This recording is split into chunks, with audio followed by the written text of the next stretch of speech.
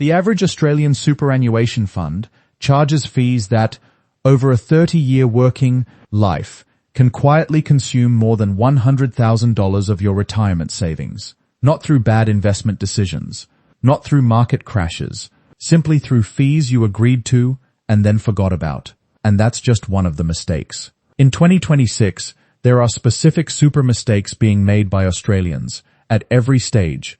People still building their balance, people approaching retirement, and people already in it.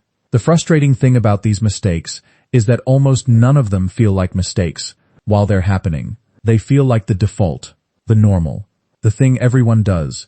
That's exactly what makes them so costly. Today we are going to cover the most significant super mistakes that are draining Australian retirement savings right now, what they are, why they happen, and precisely what to do to stop them from affecting yours. Let's start with the one that surprises people the most, because it's the mistake you're probably making without knowing it.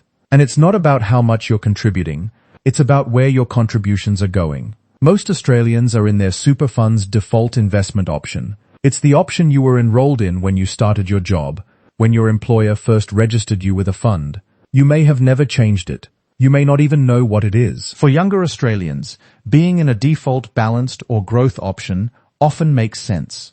But for Australians in their 50s and 60s, the default option may be significantly misaligned with where they actually are in life and with what they actually need their money to do in the next 5 to 15 years. Here's the trap. Many default options include a meaningful allocation to conservative or defensive assets, bonds, cash, stable income securities. This is designed to reduce volatility, but reduced volatility also means reduced long-term growth. For someone who is 55 and planning to retire at 67, that's 12 years of potential investment growth that may be constrained by an investment option that was never specifically chosen for their situation. The flip side is also true. Some Australians in their mid-60s who should be considering a more defensive allocation are still sitting in high-growth options because nobody ever told them to review it. If a significant market correction happens close to or in the early years of their retirement, a high-growth allocation can cause severe, lasting damage to their retirement balance. Neither of these is inherently the fund's fault. Super funds offer options, but they don't automatically move your money as your circumstances change. That's your responsibility. And most people have never once reviewed their investment option since the day they joined their fund. Log into your super fund portal this week. Find your current investment option. Then look at whether that option genuinely aligns with your age, your planned retirement date, and your risk tolerance. If you've never done this, the chances are high that your money is sitting in the wrong place. But here's what surprises people even more than the investment option issue. It's the fee problem, and it runs deeper than most people realize.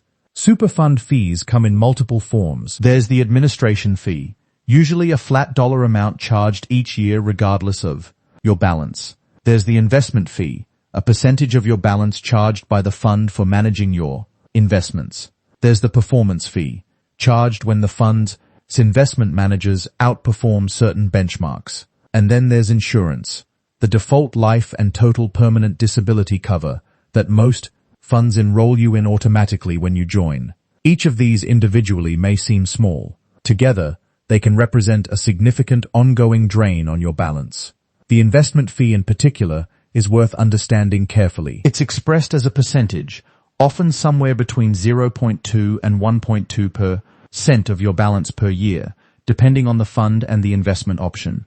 On a $200,000 balance, the difference between a 0.2% investment fee and a 1.2% investment fee is $2,000 per year. Over 10 years, compounded, that difference in fees, not in investment performance, just in fees, can amount to tens of thousands of dollars. This is not an argument that low-fee funds are always better. Some funds with higher fees deliver investment performance that more than justifies the cost. What it's an argument for is knowing what you're actually paying, and whether what you have to gain is proportionate to what you're receiving. The Australian Taxation Office's Super Comparison Tool and the government's Your Super Comparison Tool both allow you to compare fees and performance across super funds. Using them takes about 15 minutes. Most people have never used them. If you haven't, this is the week to change that. The next mistake is one that specifically affects Australians over 50, and it costs some people tens of thousands of dollars in missed tax savings every single year. Underusing the concessional contribution system. Concessional contributions, salary sacrifice and personal deductible contributions go into your super at a tax rate of 15%, rather than at your marginal income tax rate, which for many Australians in their peak earning years is significantly higher. If you're on a marginal rate of 32% or higher, every dollar you contribute to super via the concessional system saves you the difference between your marginal rate and 15%. On a significant contribution, that saving is real money. What most people over 50 don't realize is that the concessional cap, the annual limit on these tax-advantaged contributions, has been increased in recent years. And more importantly, unused concessional cap space from the previous 5 years can be carried forward and used in a single year, a strategy called the carry-forward contribution, if your total super balance is below a certain threshold. This means that if you haven't been maximizing your concessional contributions in recent years, perhaps because of career breaks, part-time work, or simply not knowing the strategy existed, you may have a significant amount of unused cap space available right now, space that could allow you to make a larger concessional contribution this financial year, receive a meaningful tax deduction, and significantly boost your super balance in a single move. Check your MyGov account. Under the ATO section, you can see your available carry-forward concessional cap space. If there's unused space there, talk to your accountant or financial advisor about whether using it this year makes sense for your situation. Here's a mistake that most people don't erroneously, because it feels like the sensible thing to do. Keeping multiple super accounts. At some point in your working life, possibly many points, you changed employers. Each new employer may have contributed to a different super fund. Over a 30 or 40-year career, it's possible to accumulate 2, 3, 4, or even more super accounts, each with its own administration fees, each with its own insurance premiums, each quietly reducing your balance every single year.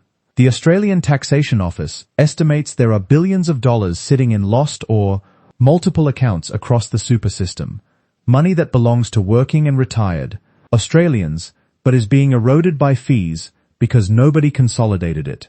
Now, consolidation is not always the right answer. If you have insurance through an older super fund that would be difficult to replace, for health reasons, for age reasons, or because the cover is simply not available in your newer fund, closing that account could mean permanently losing that coverage. This is the critical check before you consolidate.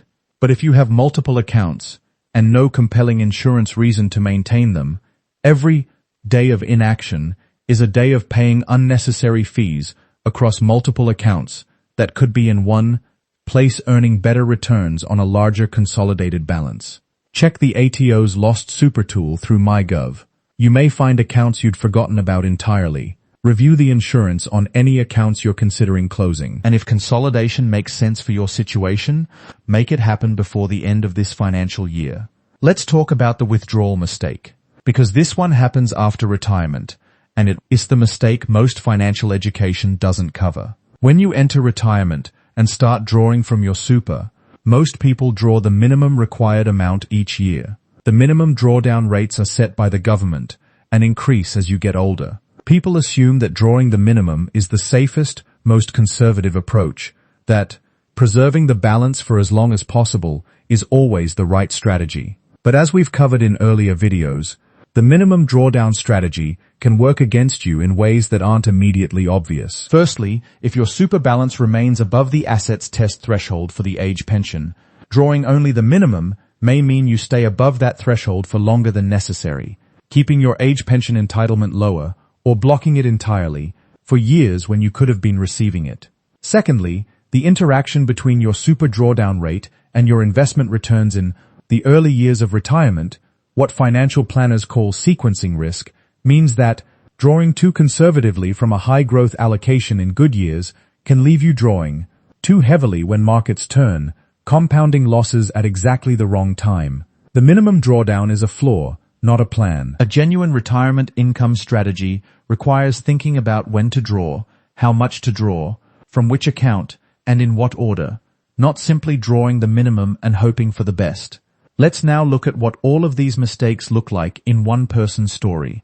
Consider a man. We'll call him Brian. He's 63. He has been working for the same employer for 11 years and has one main super account plus a smaller account from a previous employer that he forgot about. He's never changed his investment option. He's never reviewed his fees. He's contributed only what his employer required. He plans to retire at 67 and expects his super to comfortably fund his retirement. Brian logs into his MyGov account for the first time in years after watching a video like this. Here's what he finds. His forgotten account has been accumulating administration fees and insurance premiums for 11 years. The balance in that account has barely grown because the fees have consumed most of the investment returns on the smaller amount sitting there. He's effectively been paying to maintain an account that hasn't grown. His main account is in the default balanced option. Given that Brian plans to work for 4 more years and retire at 67, a review of his investment option and time horizon suggests that a different allocation might better serve his specific situation, but he's never had that conversation. His available carry-forward concessional cap space shows that he has unused capacity from previous years. His tax rate is in a bracket where the concessional contribution saving would be meaningful. He's been contributing only the compulsory amount for years, leaving that saving completely unused. And his insurance inside his main super account has duplicate cover that he's paying for across both accounts, a cost he could eliminate immediately by consolidating. Brian makes 4 changes. He consolidates his accounts after checking the insurance position. He reviews and adjusts his investment option with his fund. He talks to his accountant about a carry-forward concessional contribution before the end of the financial year. And he makes a note to review his super annually from now on. None of these changes required dramatic effort. Each one addresses a mistake that was quietly costing him money for years. Here is your 2026 super mistake checklist, and every one of these actions can be completed this month. First, log into your super fund portal and identify your current investment option. Look at whether it aligns with your age, your planned retirement date, and your risk tolerance. If you've never reviewed it, do it now. Second, use the government's Your Super comparison tool to check your fund's fees and performance against comparable funds. If your fees are significantly above average without a corresponding performance advantage, it's worth investigating alternatives. Third, check your MyGov account for any unused carry-forward concessional cap space. If there's space available and your income tax situation would benefit from using it, talk to your accountant before this financial year ends. Fourth, find any lost or forgotten super accounts through the ATO's Lost Super tool in MyGov. Check the insurance on any accounts you're considering consolidating. If there's no compelling insurance reason to maintain multiple accounts, consolidate. Fifth, if you're already in retirement or approaching it, review your drawdown strategy, not just the minimum required, but whether your current rate is working for you or against you in the context of the assets test and your investment allocation. Sixth, and this is the one that ties everything together, make super review an annual habit, not a 5-yearly event, not something you do when something goes wrong. Every year, the same checklist, same questions, different answers, possibly because your situation changes, the rules change, and the options change. The most expensive super mistakes are not the dramatic ones.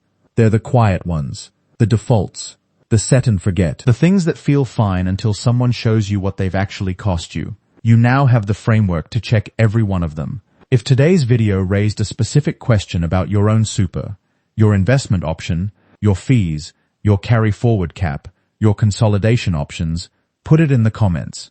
I read every one of them. And if you want a deeper breakdown of any single strategy covered today, let me know which one, and it becomes the next video. Your retirement deserves a compass, not guesswork.